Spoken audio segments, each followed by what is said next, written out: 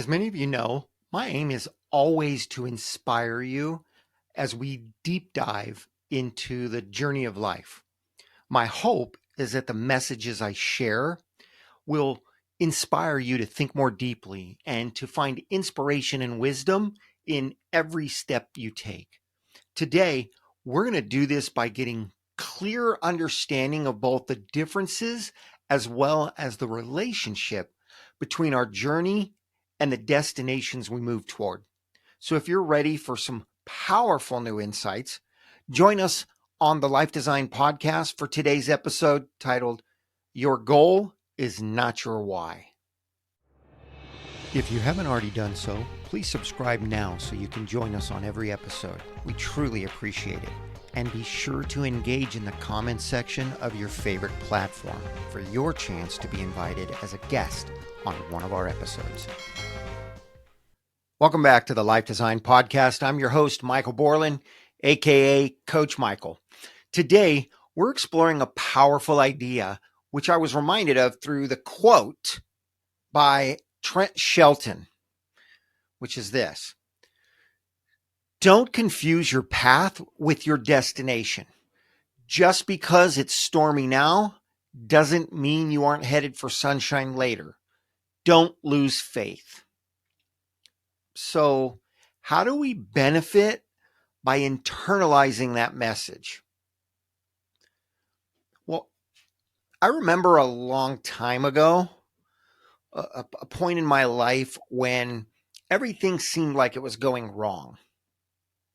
Okay, no matter what I did, it just seemed as if nothing worked out the way I wanted it to. Now, that doesn't mean life was bad, but my efforts, they just weren't working out the way that I was wanting them to or was expecting them to.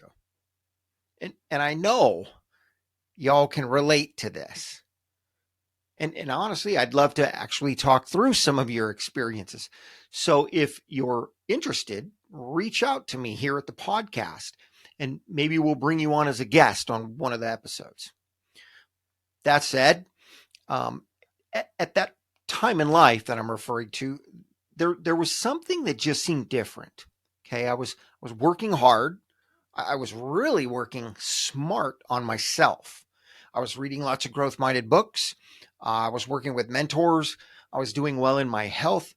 I was even getting promotions at my job, and I was also building a business of my own. The strange thing about it was that even though all of these different areas of my life were doing pretty good, the path that I was trying to walk was, it just was very different at every twist and turn, at least different from what I expected. And the craziest part of it was that when I made it to my planned destination, I realized that all I really cared about were the experiences I had along the way. The destination itself, it just felt like, oh, well, this is where I'm at. Um, you know, honestly, once I had arrived, I wanted to work my way to something else, to somewhere different. And the gravity of what at the time I felt was the oddity of this experience, it actually taught me that our path or our journey is both completely separate as well as intimately intertwined with the destination that we're heading toward.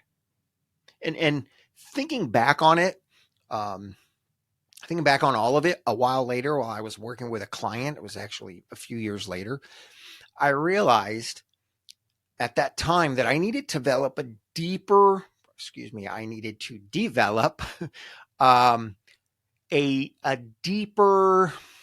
richer understanding of the journey, and not just that particular journey, but all of the micro journeys that make up my personal journey of life, and not just my journeys, but those of my clients as well.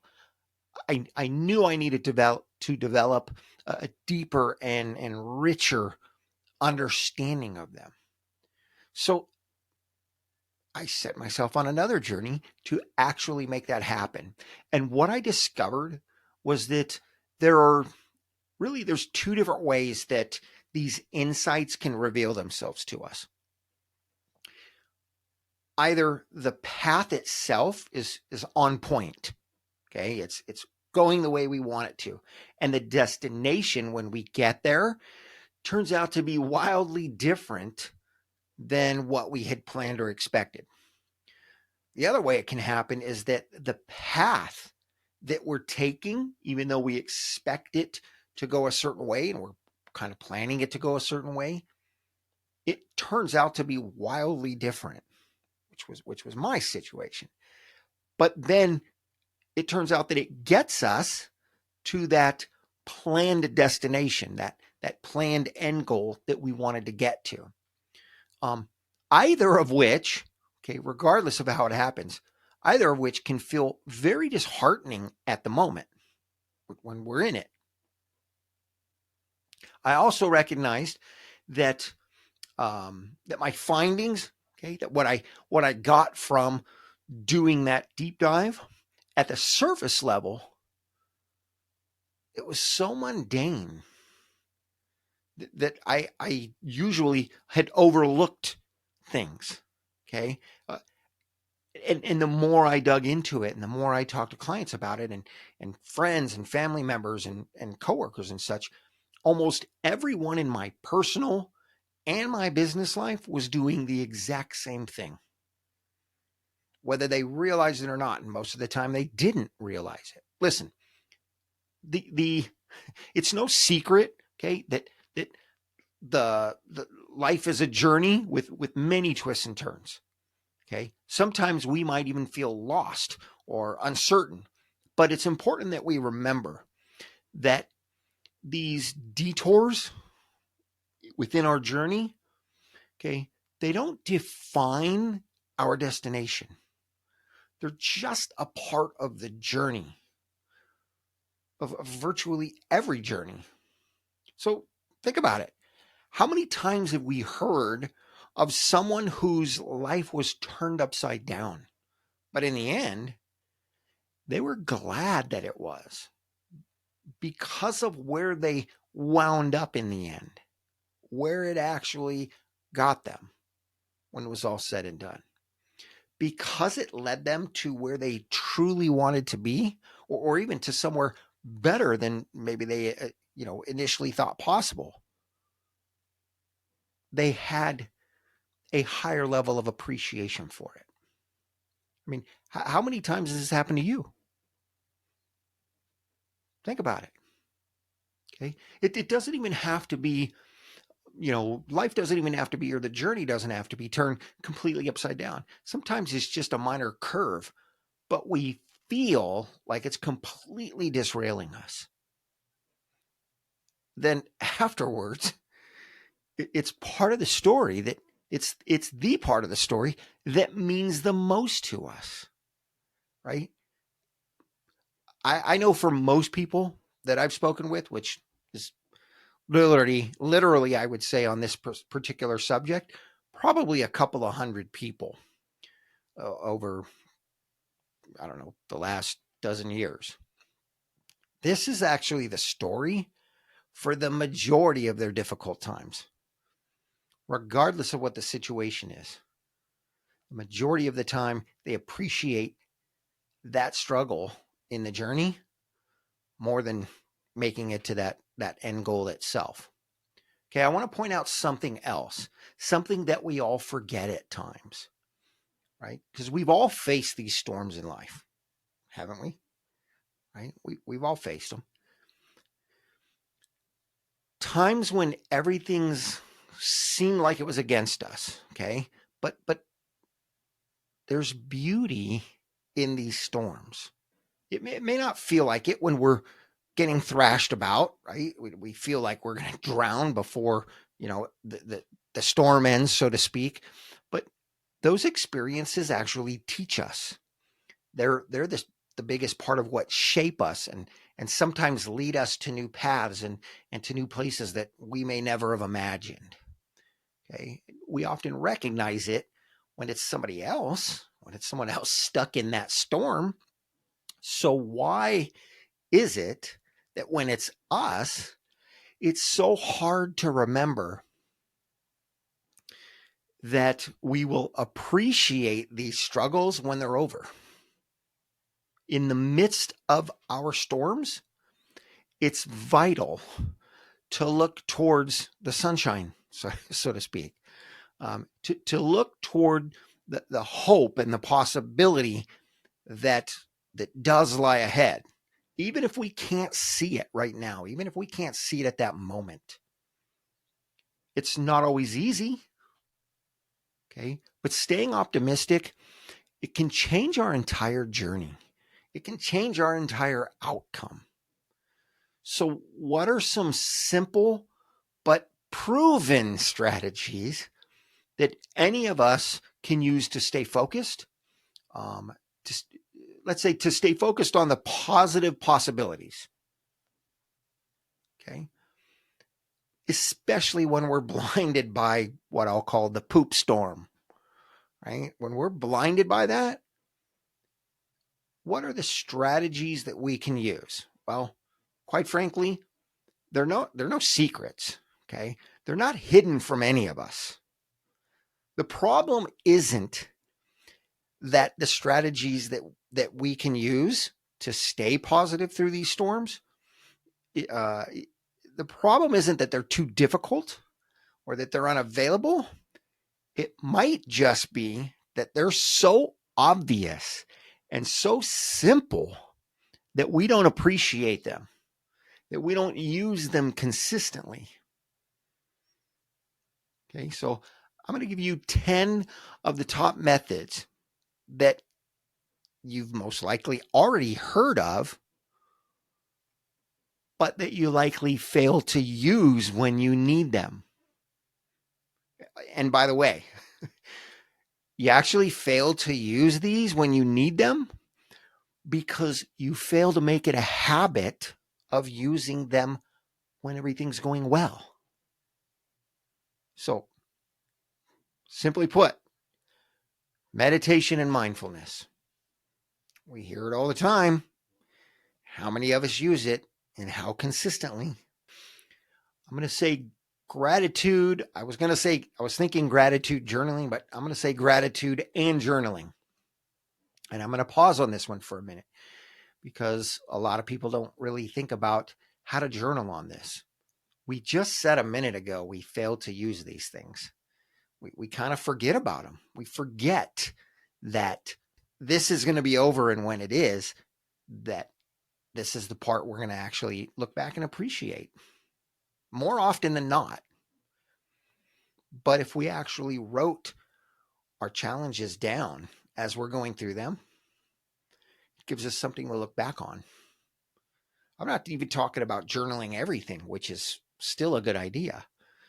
You know, if we just journaled, if we just had a challenge notebook and we made comments as we went through it, and then when we got to the end, we went back and said, hey, here's what I appreciated. Here's what I learned from it. Then a year later, 5 years later, 10 years later, whenever it is, could be a week later, we can look back at it and go, crud, I'm going to get through this. You know, I'm going to learn from this. So I'll digress. I'll end it there. Let's keep going here. So the next one is positive affirmations. And by affirmations, I simply mean self-talk. Okay. Repeating to ourselves the positive things. Recognizing negative thoughts, negative words that are coming out, particularly though what we're saying to ourselves, our thoughts, and intentionally shifting them to be positive. Okay. Recognizing we're getting negative and intentionally shifting it to be positive. It's not always easy, but it is very simple. Okay. Staying connected, right? Stay connected with people that support you or groups. This way you get an outside perspective rather than hiding from it. because you're going through struggles, stay connected to people that support you. Okay. Physical exercise. I'll jump in with that one real quick. I don't even need to go on about that. Exercise will definitely help you get through challenging times. Limit exposure to negativity. Okay. So, what did we just talk about? Supportive people by staying connected. Limit the negative ones. If you got people that kind of wallow in that negativity, in that challenge with you, stay away from those people as much as possible. Things that you read online. There's a whole lot of negativity going on right now online. I mean, we're flooded with it. Stay away from that stuff as much as possible. Visualizations, okay, can go along with meditation. Visualizing a good outcome, visualizing what you actually want, even though you're struggling at the moment. Along with that, you can break down the big problems, the big challenges that you're going through along that path, along that journey. Break them down into smaller bits. Okay. One good way of doing that, or one good way of encouraging yourself, motivating yourself, is to set and track small achievable goals within the process. And really what I mean by that, as much as anything, is refocusing.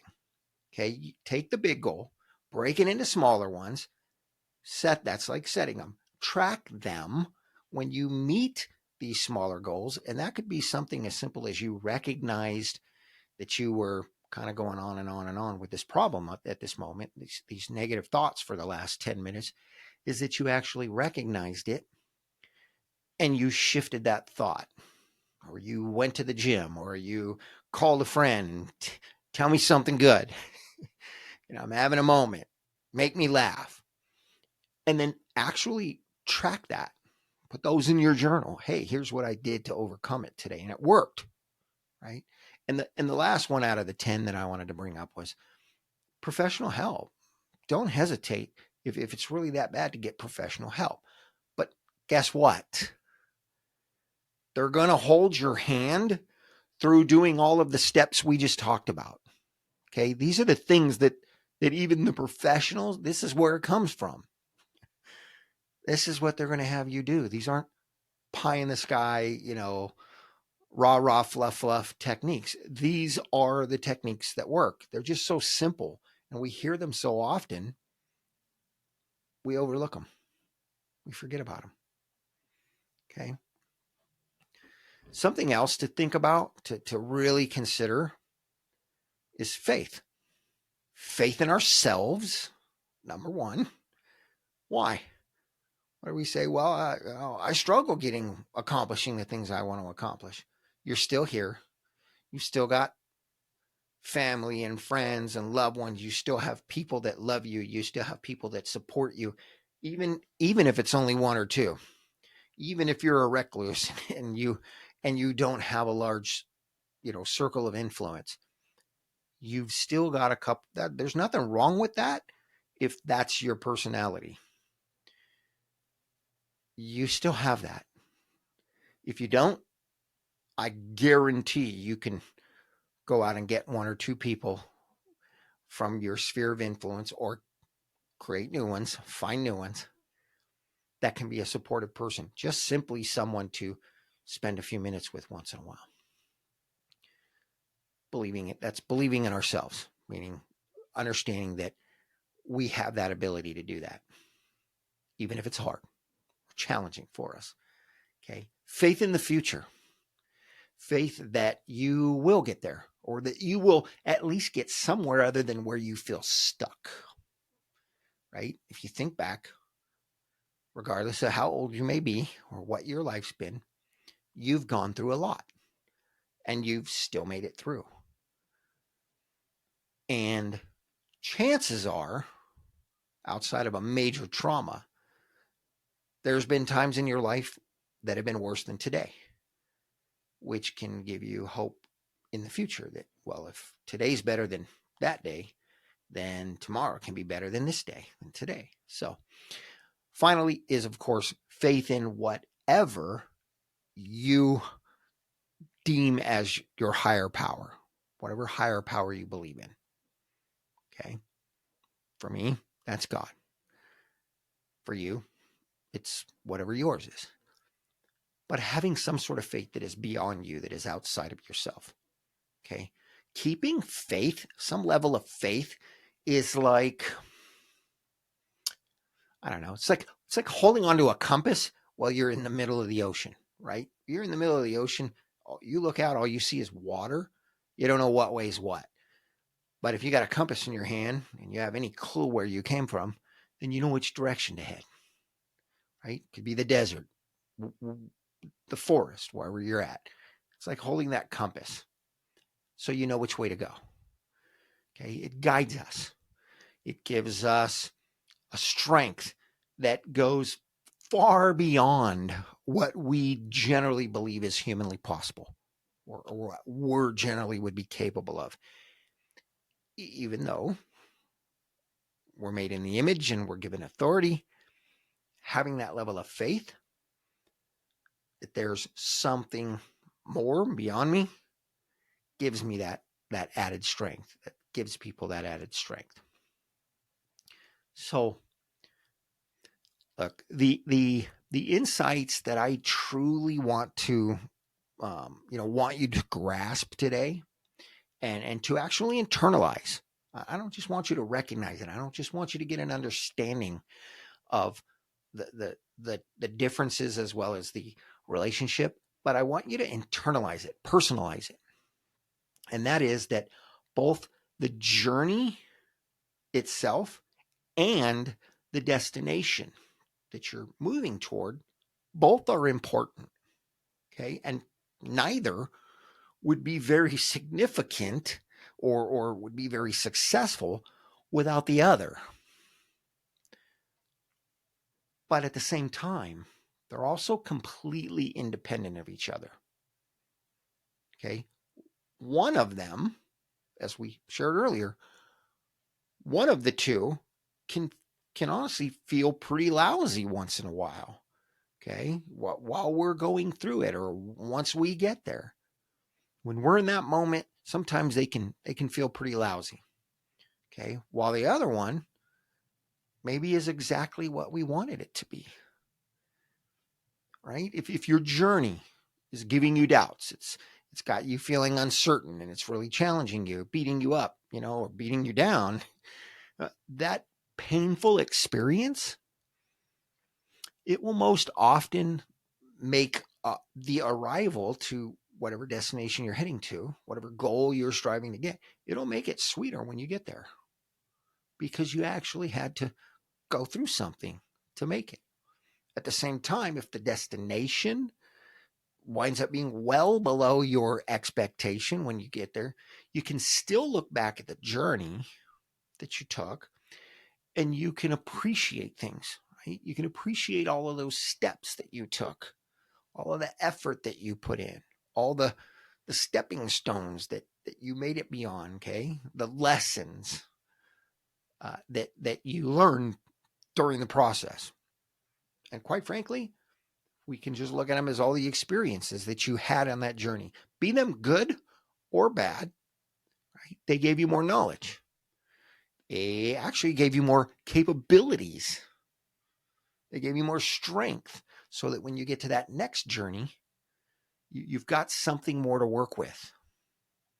Okay. And remember, when everything is said and done, going through a journey, going after a goal and struggling to get there, when it's all said and done, it's the journey and the struggles that we tell the stories about, not the goal.